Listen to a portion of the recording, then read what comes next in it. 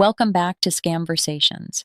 Today we're diving into the wild world of QR code scams. So, you know how you scan a code these days for parking, restaurant menus, even joining Wi-Fi? Yeah, it's like this little square has become our shortcut to everyday hassle-free actions, right? Exactly, and that's precisely why scammers are capitalizing on it. I mean, these malicious QR codes, they're being planted in plain sight on parking meters, utility poles, even on what looks like official NYC parking tickets. It's like placing a Mm-hmm. wolf in sheep's clothing. Wow, I know, right? It's sort of both ingenious and terrifying. You never really see it coming. Your scan just takes you to a fake website. Right. So let's break it down. These scammers, they start by slapping these sticker QR codes over legitimate ones. People think they're interacting with something official, like the city's payment portal, but really, it's a Yep, trap. sure is. And then once you scan it, the website loads up and looks almost identical to the legit one. They even copy logos and color schemes from agencies like NYC Dot or Park NYC. Exactly. And here's the twist. The URL is the killer detail. It might be just a tiny bit off, like .com instead of .gov, or even some extra letters. Mm-hmm. That's the first red flag. But here's my question.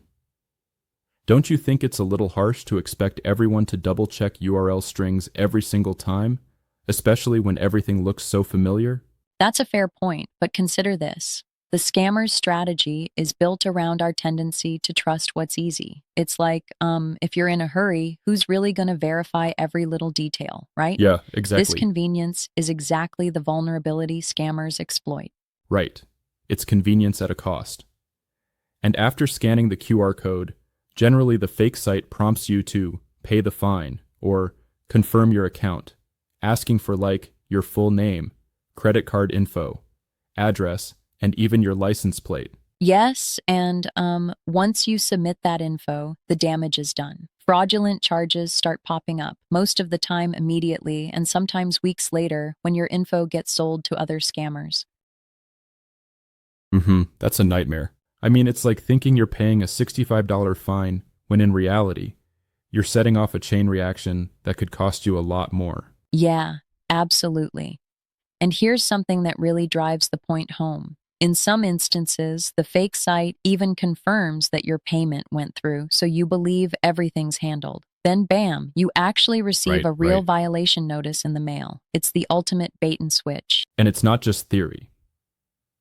In late 2023 and again in 2024, drivers in Manhattan and Brooklyn actually reported receiving these parking tickets with QR codes that looked incredibly authentic.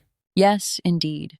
These tickets sport the same fonts, perfectly mimicked layouts, and even perforated edges to simulate authenticity. But behind that Mm-hmm. professional appearance, the code redirects you to a fake payment site. It's scary how real these things seem. I mean, if the NYC Department of Finance already confirmed they don't use QR codes on parking tickets, then having one is a massive red flag. Precisely. And that's a critical piece of info. If you ever see a parking ticket with a QR code in NYC, consider it counterfeit. It's not just a minor scam, it's a full blown trap set by criminals looking to nab your financial details. Definitely scary. So let's talk solutions. What can listeners do to protect themselves from falling into this trap? Great question. First up, just inspect the QR code itself. If it looks like a sticker randomly slapped on, especially on something like a parking meter or an odd city notice, it's probably a Right? scam. Yeah. And what about those codes on flyers or printed tickets in public spaces? Exactly. If you see a printed QR code, it's best not to scan it. Most cities, including New York City, don't actually include QR codes on official tickets. Instead, head directly to the city's official website or use their app. Makes perfect sense. And checking the URL is super crucial. A legit NYC payment site will always end in gov, not .net or some dodgy other domain. Right, you are. It's like getting into a club with the proper ID. You've got to be sure you're dealing with the official source. Otherwise, you remain Yeah, open to being exactly. scammed. Now, I also heard that your phone's QR scanner usually shows you a preview of the link before you click through. How reliable is that safeguard? It's a pretty neat feature, really. Many modern smartphones do exactly that. But still, if the preview looks off or just doesn't match what you'd expect, don't tap it. Right, better Always safe trust than your gut sorry. as well. And if someone thinks they've accidentally scanned a fake code, what's the immediate action they should take? Quick, immediate action is key. Contact your bank to flag any suspicious charges and report the incident at reportfraud.ft.gov. That seems like the best move. It really is a comprehensive approach, isn't it? From physical inspection to online vigilance. Absolutely, and it all comes down to being aware of the scammer's method. They know we love convenience, so they design these scams to mimic the experience we're used to.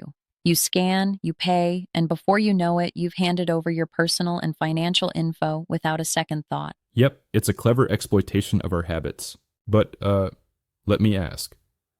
Do you think this scam method might evolve further as QR codes become even more embedded in our daily routines? Oh, absolutely. It's like an arms race, really. The more we integrate these codes into our lives, the more opportunities scammers have. It's like every convenience potentially has a dark side. There's That's a always room valid for them concern. to refine their tactics. Yeah, and that means we as consumers need to continuously adapt our awareness and security practices. I mean, who knew something as simple as pointing your phone could lead to financial disaster? Exactly. It's a bit like leaving your door unlocked because you assume the neighborhood is safe until you come back and find a break-in. You've got to put in that extra layer of scrutiny. Right. It's almost ironic.